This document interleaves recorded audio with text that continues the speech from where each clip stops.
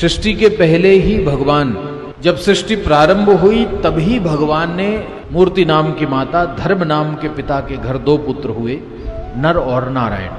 अंतर कुछ नहीं है। नारायणम नरम चैवे सप्तमेकम दिधास्तितम।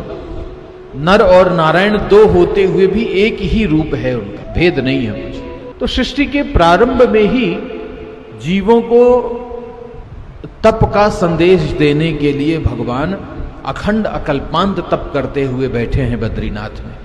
आप देखते हैं वहां दो पर्वत हैं, एक को नर पर्वत कहते हैं, एक को नारायण पर्वत कहते हैं। नर और नारायण के रूप में अवतार लेकर के भगवान ने अकल्पांत तप करना प्रारंभ कर दिया, आज तक कर रहे हैं। जरूरत नहीं है कुछ, लेकिन हमें आपको संदेश देने के लिए, सिखाने के लिए कि ये तपोमय सृष्टि है, इस सृष्टि में आकर के थोड़ा तप करिए। सृष्टि के पहले ही भगवान, जब सृष्टि प्रारंभ हुई तभी भगवान ने मूर्ति नाम की माता, धर्म नाम के पिता के घर दो पुत्र हुए, नर और नारायण। अंतर कुछ नहीं है। नारायणम नरम चैवे सप्तमेकम दिधास्तितम। नर और नारायण दो होते हुए भी एक ही रूप है, उनका भेद नहीं है कुछ। तो सृष्टि के प्रारंभ में ही जीवों को तप का संदेश देने के लिए भगवान अखंड अकल्पांत तप करते हुए बैठे हैं बद्रीनाथ में।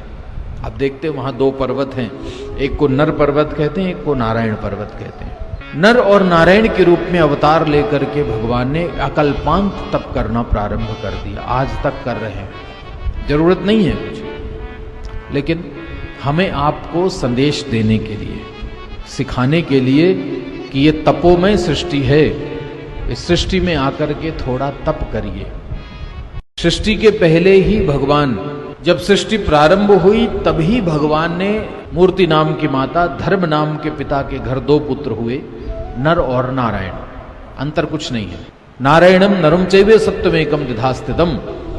नर और नारायण दो होते हुए भी एक ही रूप है, उनका भेद नहीं है कुछ। तो सृष्टि के प्रारंभ में ही जीवों को तप का संदेश देने के लिए भगवान अखंड अकल्पांत तप करते हुए बैठे हैं बद्रीनाथ में। आप देखते हैं वहां दो पर्वत हैं, एक को नर पर्वत कहते हैं, एक को नारायण पर्वत कहते हैं। नर और नारायण के रूप में अवतार लेकर